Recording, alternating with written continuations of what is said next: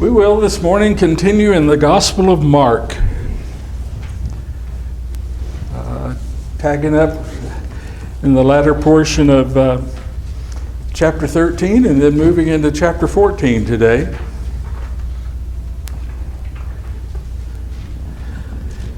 What's different about chapter 13 than all the rest of the chapters in the book?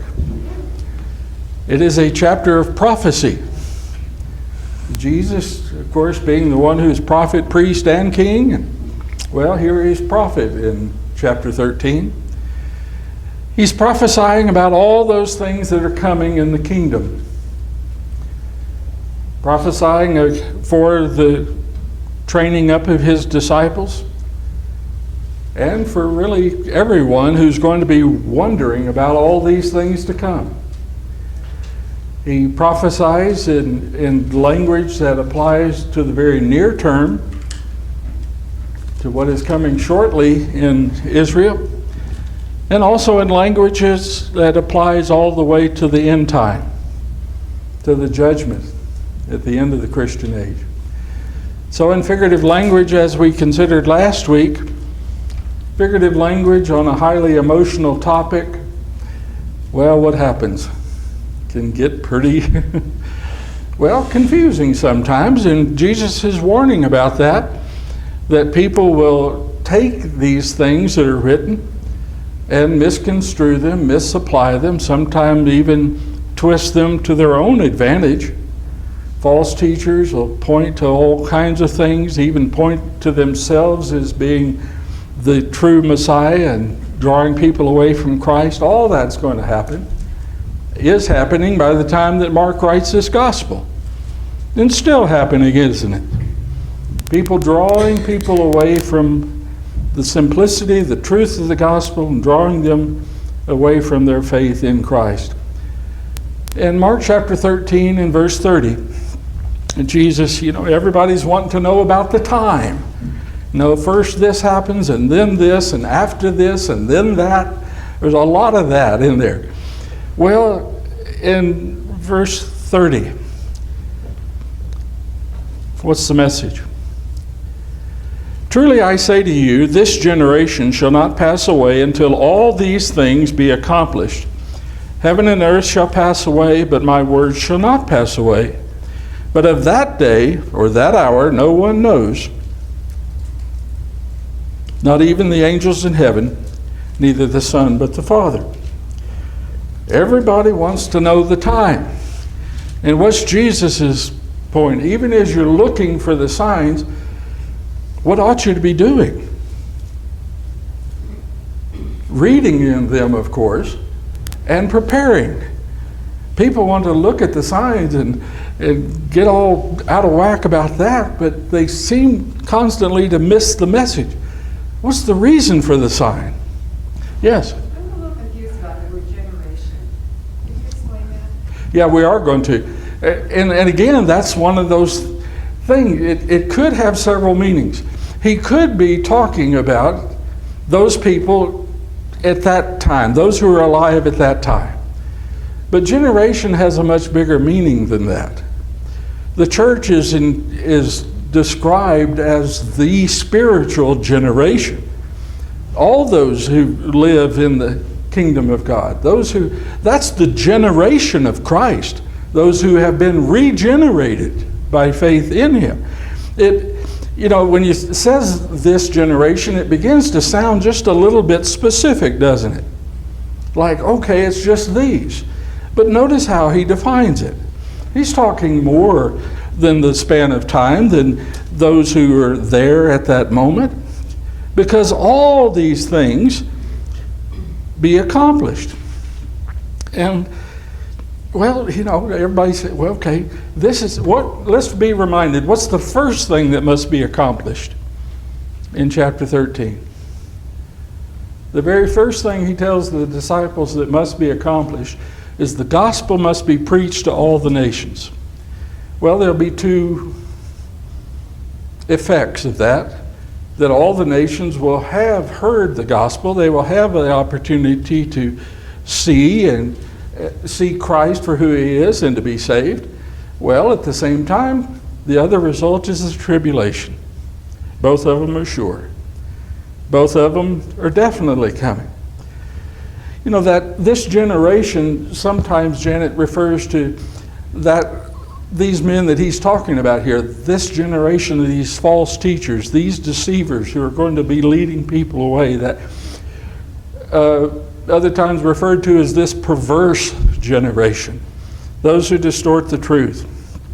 But it refers to anyone over the course of the Christian age, and everybody, even now, ought to be expecting Christ's return. And so every generation, as he's talked about, points to everything, to wars and rumors of war and persecutions and natural disasters and all of that. No one event points specifically to a physical end, but they are the process. But we see in all of this, by this happens first and then that and then that, what do you see? There is a divinely ordained process. It is all working as God has said. It's been previously described as the birth pangs. Why is that?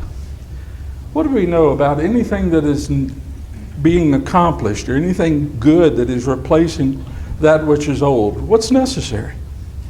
There's going to be some pain and suffering.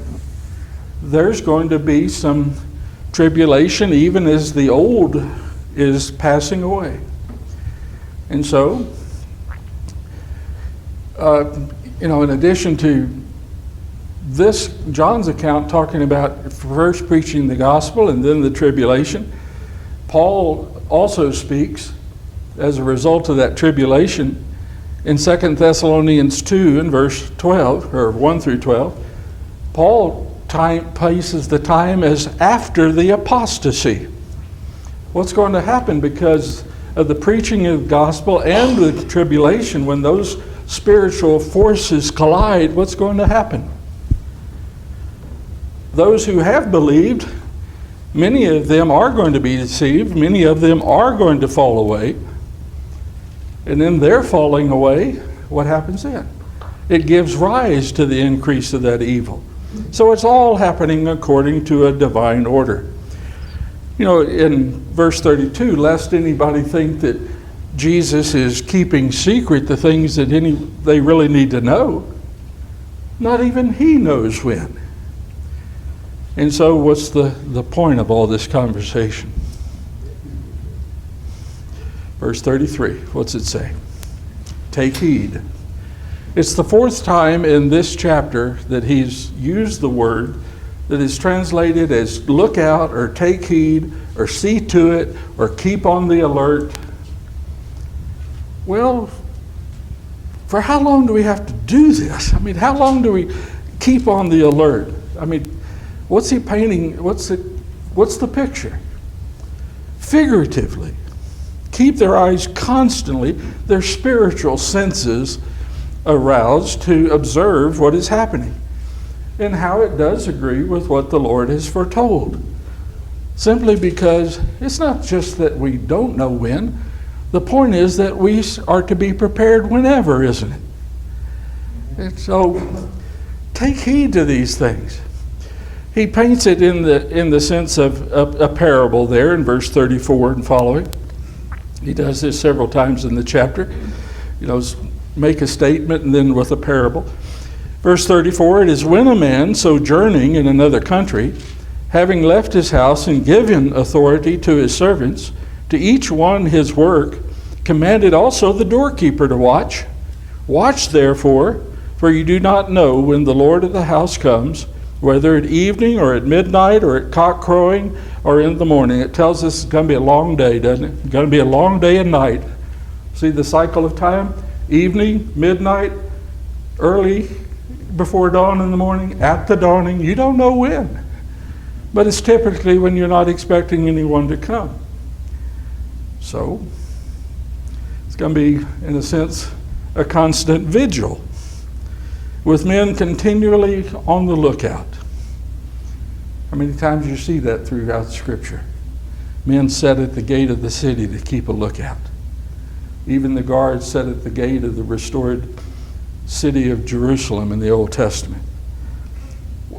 A sleeping doorkeeper is a real problem, isn't it? Because if the doorkeeper is asleep now, what's going to happen? Then all the deceivers and the wolves are going to be filling up the house.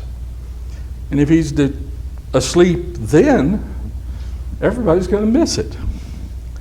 And so, be on the alert. It reminds me of the time my dad was in the Navy. He was at the guard post at the back of a ship just below deck. I guess you had to look out behind it. In the middle of the night, they caught him sleeping back there. It didn't go good. That just can't happen. What happens here in verse 37 then? He's not just talking to the disciples. Verse 37, and what I say to you, I say to all. Again, answering that question, Janet, about this generation. It's not just to those people with him right there. It's not just to these people 30 years later when Mark's writing this. It's to all. Here's the message to all. And so, be steadfast in your trusting God and be on the alert at any moment. Chapter 14 then. Let's remember this about Mark's gospel. It's not written chronologically. It is written in a sense for effect, for maximum effect. You know, Mark is often talked about being kind of the most theatrical, if you want to use that term, theatrical in presenting this for maximum effect for the people for whom it's written. He's been working throughout the book to bring them to this chapter. That this is what they really need to understand. I mean, he's brought us through all that tribulation, the trouble with those opposing Jesus and Jesus proving who he is and all that, the prophecy and all the rest. Here he comes to the chapter, so to speak. He's preparing the readers of this gospel for the actual events of the Passion Week, the Passion and the resurrection of the Christ. It brings us to this very occasion. It follows, actually, the beginning of chapter 13, in the first verses of 13, where Jesus is leaving the temple with the disciples. He's going across a ways to the Mount of Olives. What are the disciples doing? They're looking over their shoulders, looking over their shoulders and telling Jesus, look at those buildings. Aren't those fine buildings? What's Jesus' reaction?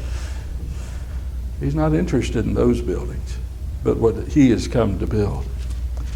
And so, the hour has come. Mark 14.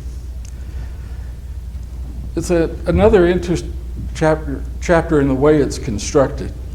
There's several scenes in here, or a pattern of scenes, that Mark will present the opposition, and then he will present what is positive as a result of the opposition.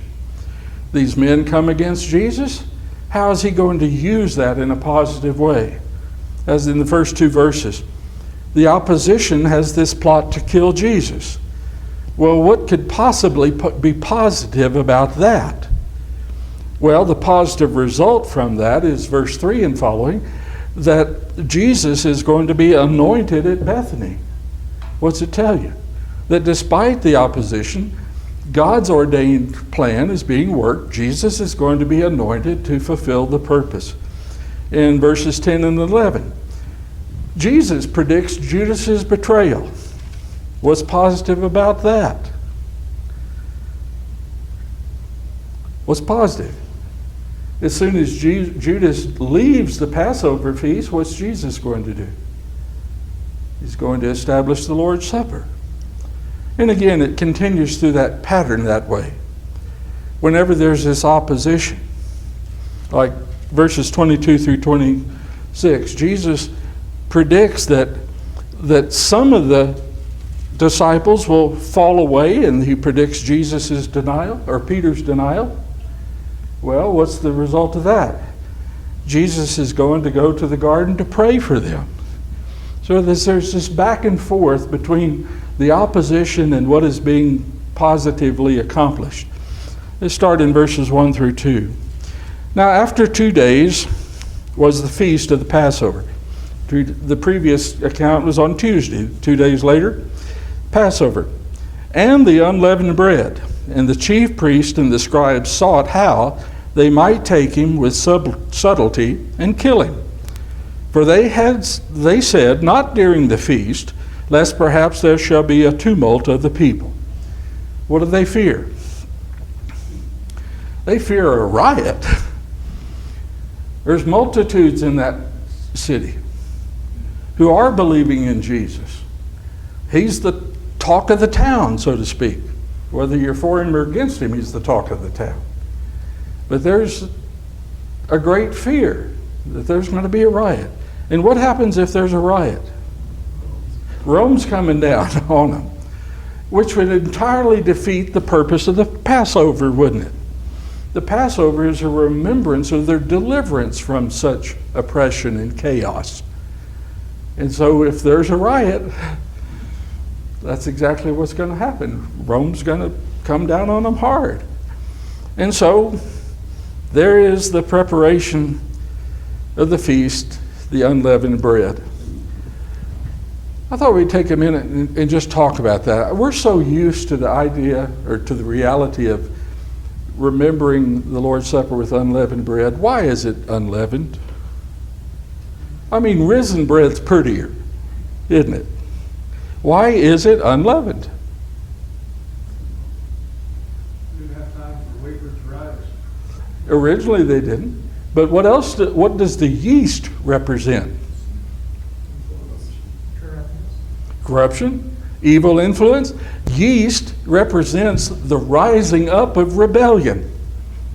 What's he say? A little leaven, what's it do to the whole lump? Got a little rebellion in the camp, what are you going to wind up with? Whole lot of rebellion in the camp. Well, that's why it's unleavened. Frankly, because Jesus said so. And to do it any different than that is the rising up of rebellion. You know, it's pretty simple, isn't it? I mentioned this, I guess Wednesday night I mentioned it. You know, if the people had in their heart to hear the word of the Lord, to submit fully to what he said, the Bible would end at the end of Genesis chapter 2. Wouldn't be any need for anything else.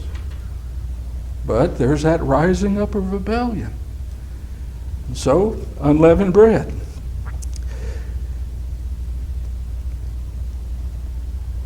Why not just go ahead and arrest Jesus?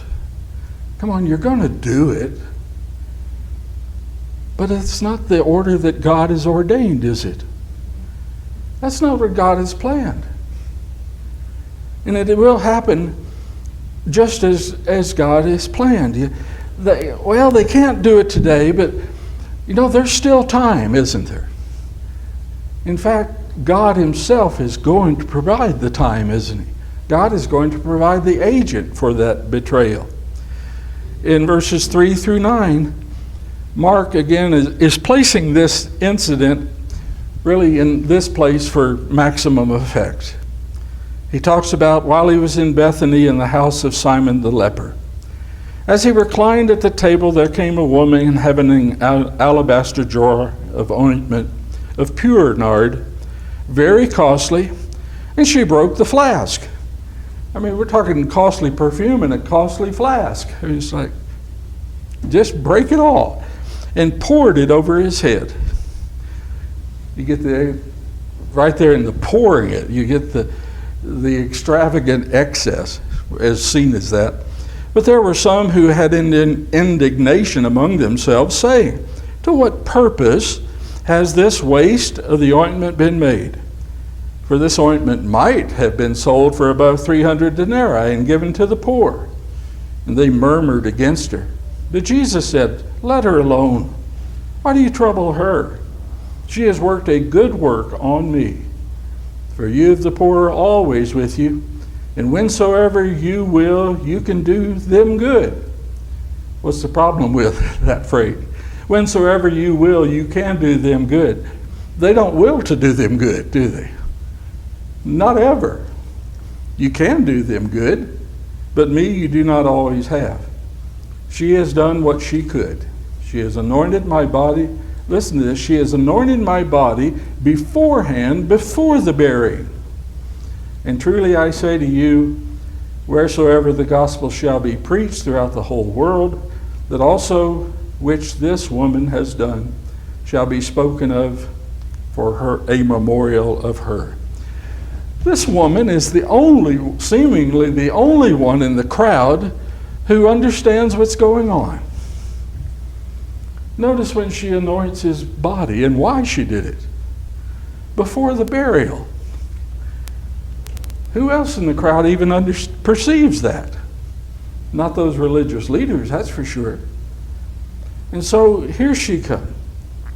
It is meant to, again, expose the opposition and see what ought to be. Rendering this extravagant deed is contrasted to these indignant men who count it all a waste. You know, the truth is, whether she poured the whole bottle over his head or not, or just a drop, that any love expressed for Jesus, any devotion would have been seen as a waste, wouldn't it? It's not that they're concerned about the amount. Anything at all would to them be too much. And so they're going to make this case out of it. Pure nard. Interesting, I went back to see this word for pure in this case. In this particular case, it happens to be the same root word for faith and trust. See how it works? She has faith. She trusts what Jesus has said. She knows what's about to come. She trusts it is going to be just as he said. So before she is dead, she's already there to anoint his body. It's quite the scene, isn't it? You get the real sense that even the disciples aren't to that understanding yet. She knows. Oh, of course, the money might have been used for the poor. What have they proven long before that, Roger? Judas was wanting that money Yeah. for his use of that pot. And not just Judas, all the religious elite, those who want to make a show of tossing a couple of big coins in the offering, are they really going to use their money for the poor? No. You know, that might have been given to the poor. That's just a self-righteous boast, isn't it? I might have done that. No, you wouldn't.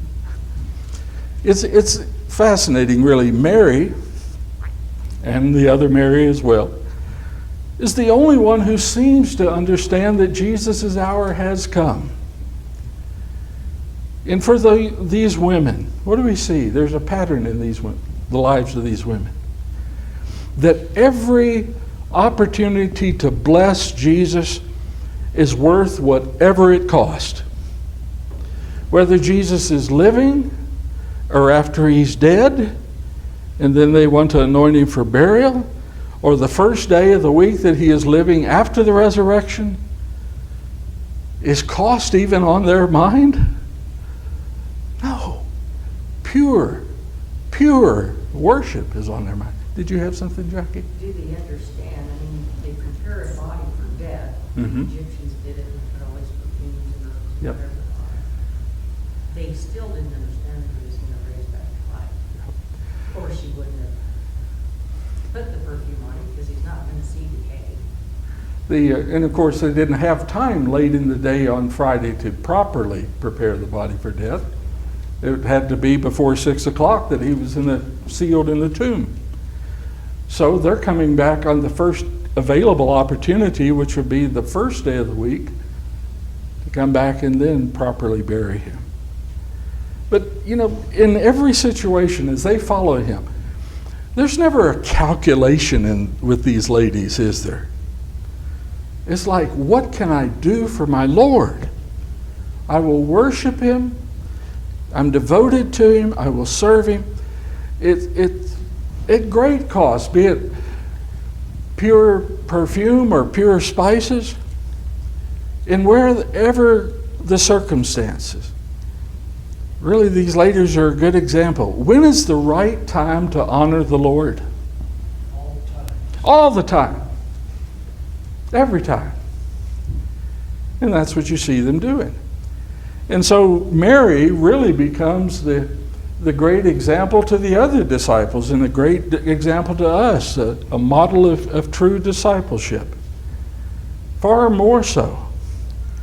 Because, as Jesus has said, his own disciples have fled, or they're going to flee, aren't they? But Mary is always there and always serving. Look at chapter 4. Yes, sir. This is an example of her providing the best that she could do. It wasn't like, well, here, I got something over here I can anoint him with. She provided the good stuff. Yeah, it wasn't like, well, I'll give him what looks good.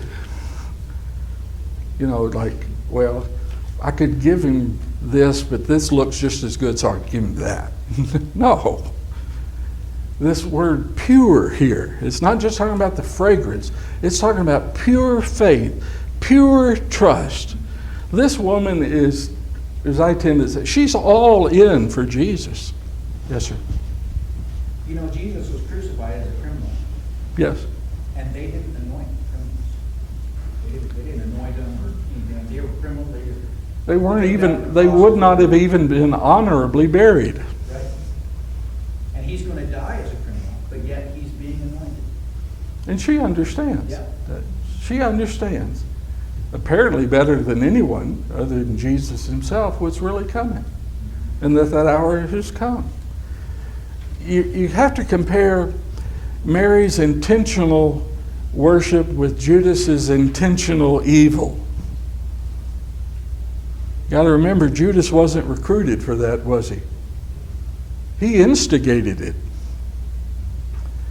See, Mary's undiluted love, her undiluted worship is matched only by Judas's undiluted evil. Whereas the cost meant nothing to Mary, it means everything to Judas. Yes? Are you calling, and it says the woman came, are you calling her Mary? Mm-hmm. John 12:3. Yeah. Identify. Yeah. There was, in every scene, there's always Mary, the mother of Jesus, or Mary of Magdalene. They're always there, aren't they? Always there. And so, in verses 12 through 16, here is the last hours that Jesus spends with his disciples before his death. It's the first day of unleavened bread.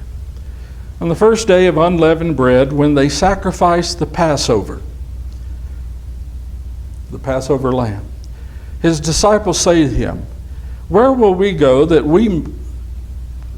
do you will that we go and make ready that you may eat the Passover? I want you to see how this works. And it works just like it did the previous Sunday before Jesus made his triumphal entrance into the city. See how the preparation for that works.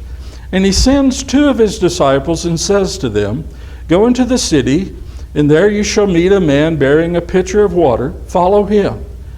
And wheresoever he shall enter in, say to the master of the house, The teacher says, Where is my guest room, where I shall eat the Passover with my disciples? And he will show you a large upper room furnished and ready, and there make ready for us. And it's just like that happened before he entered the city, isn't it? He sent two of his men in the city. You go to such and such a house, you say to a certain man, the teacher requests, or the teacher commands actually, your donkey, and that man will give you the donkey. Same thing happens here. Well, there's a pattern in all this. What happens wherever the Lord is going to come? Even since the beginning, Before the Lord's presence was with Israel, what happened? You build a place for me. You prepare a place for me. And when it is as I've said, then I will come. They built later a temple. Prepare the temple just as I have instructed you. When it's prepared, then I will come. You find it continually in the New Testament. John is preparing the way for Jesus, then he comes. Here, let's prepare this room for him, then he comes. What's required in every case? Preparation. Preparation, what kind of preparation? Precisely according to what he said. There's a lesson in that, isn't there? When we do what he has said, as he has said, then with the people he comes, as he will here with the disciples. Verse 60. Then when it's prepared, he himself will come. And the disciples went forth and came into the city and found as he has said to them, and they made ready the Passover. Verse 17. And when it was evening, he comes with the 12. You're going to have to prepare it first. You're going to have to do just as he has said. And what's the ultimate point? We'll get to it shortly in this writing. All of this is happening how? Just as he said. So, at the conclusion then of the Passover meal, this first day of the unleavened bread, would be the 14th day of the month they called Nisan, is our April, roughly. 14th day. Why is he so specific about saying the first day of the unleavened bread? Why does it matter? Again, because that's what's commanded.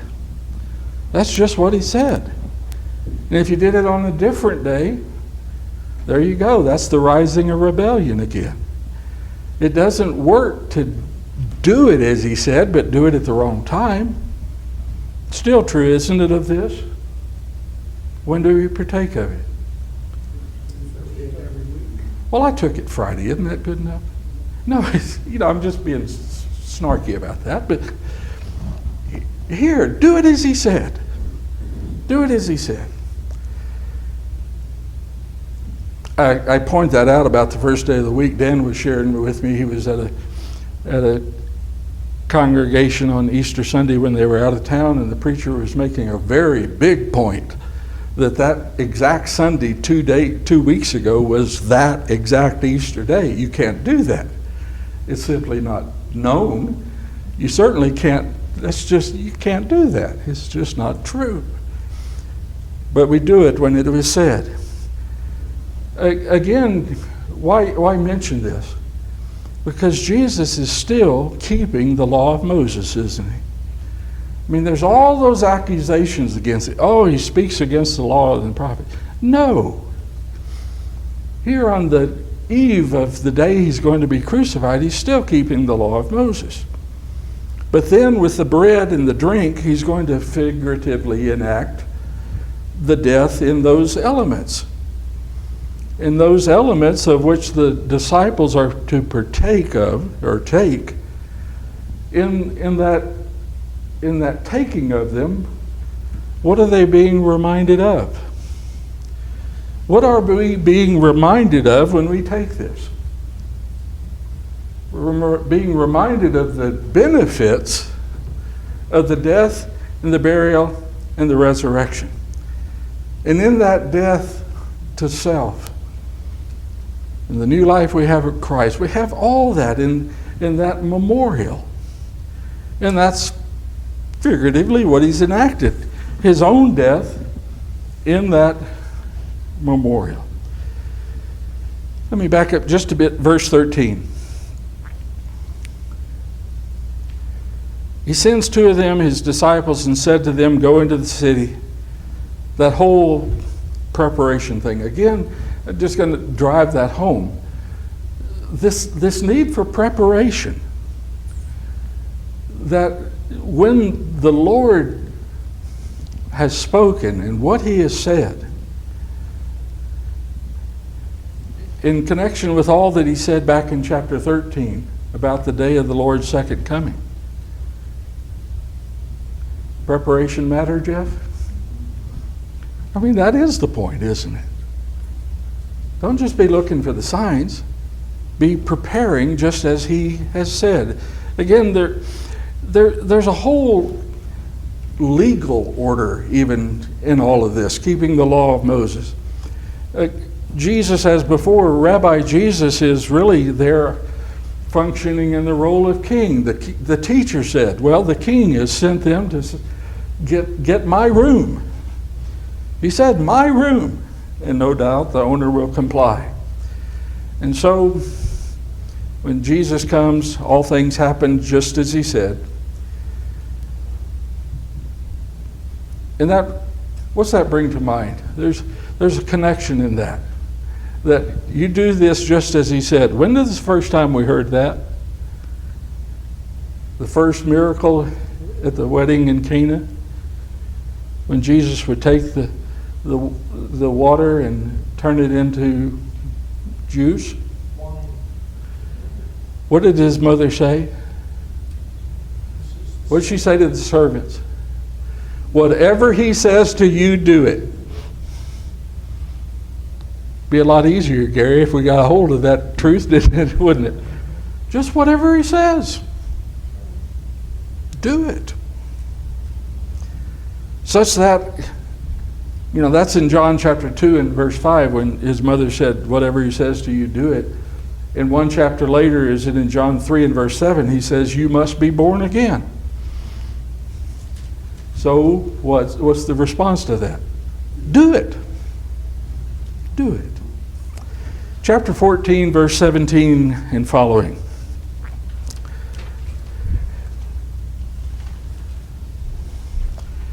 And when it was evening, he comes with the 12. And as they sat and were eating, Jesus said, truly I say to you, one of you shall betray me, even he who eats with me. They began to be sorrowful and say to him one by one, is it I? And he said to them, it is one of the 12 who dips with me in the dish. For the Son of Man goes, even as it is written of him, but woe to that man through whom the Son of Man is betrayed. Good were it for that man if he had not been born.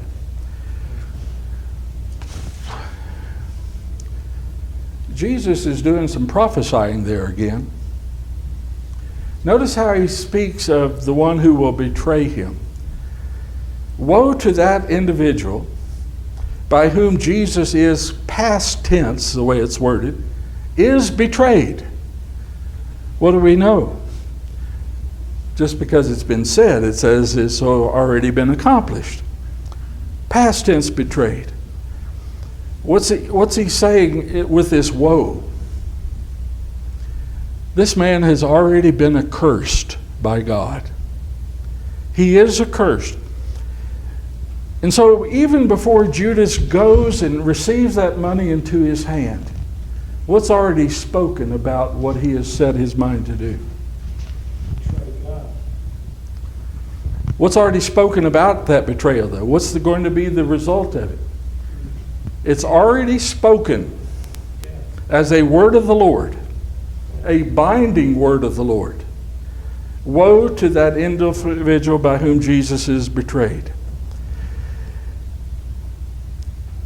Jesus is, prophetically, he's already taken into himself the destruction of his soul, just by having determined to do that. The parallel wording to that is in Romans chapter 1 and verse 27, where it talks about those who have exchanged the natural affection for what is unnatural. It says the same thing. He has taken into himself the due penalty of his error. That is as much said, it's done. It's done. When Judas is sorrowful and gives the money back, that changes nothing.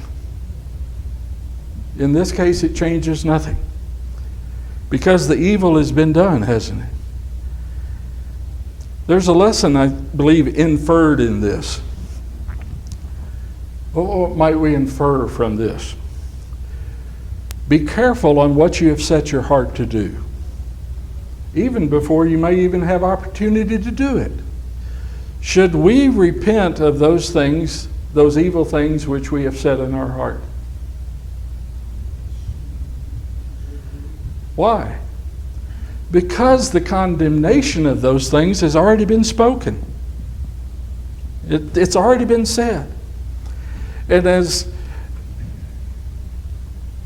Jesus said, better to never even have existed than to so betray the Lord. Better never to have set your heart to do this. Jesus is condemned, judged for hell before he hanged himself.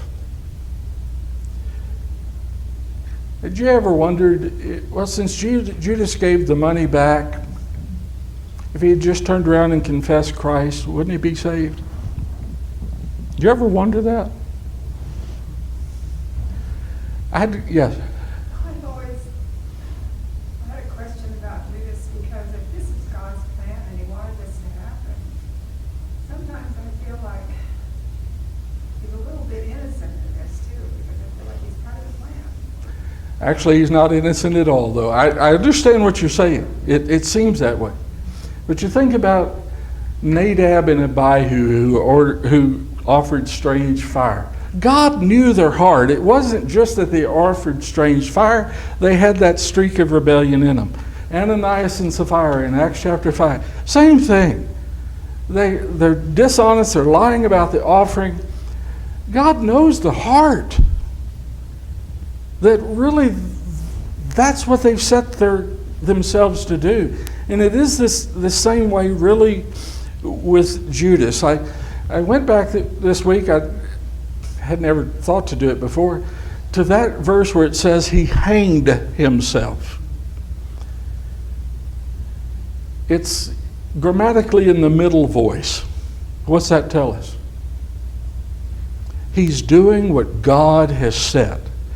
When Jesus spoke, "Woe to this man," it is because he knew his heart. Yes, he's sorrowful in the moment, but there's still this evil in him.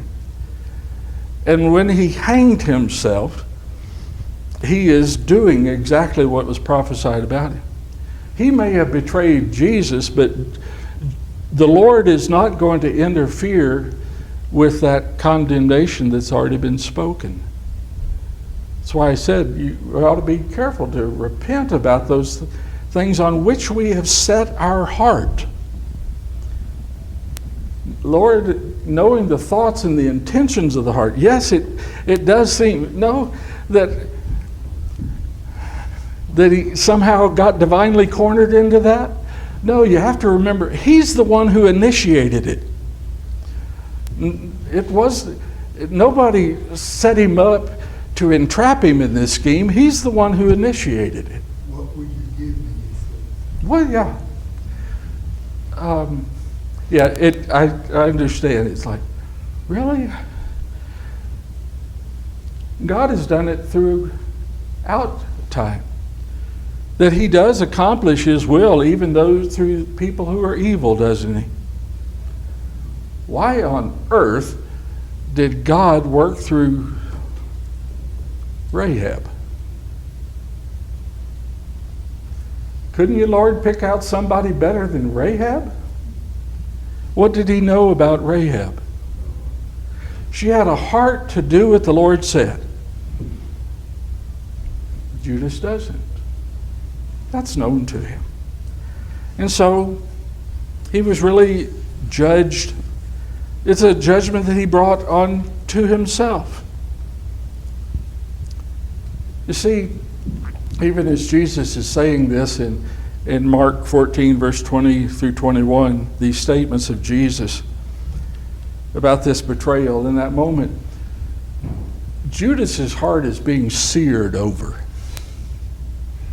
You know, as he's getting up to leave, he's already distancing himself from the disciples. He's already setting himself apart from the Lord. He's all set to do this.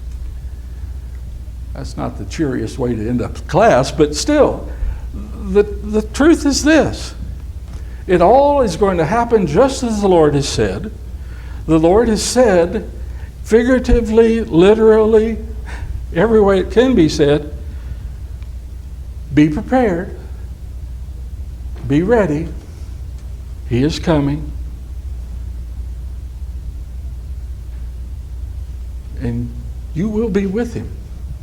Just as he gathered with his disciples there in that room, he's going to be with you. Be prepared. Guess we have to wrap it up there.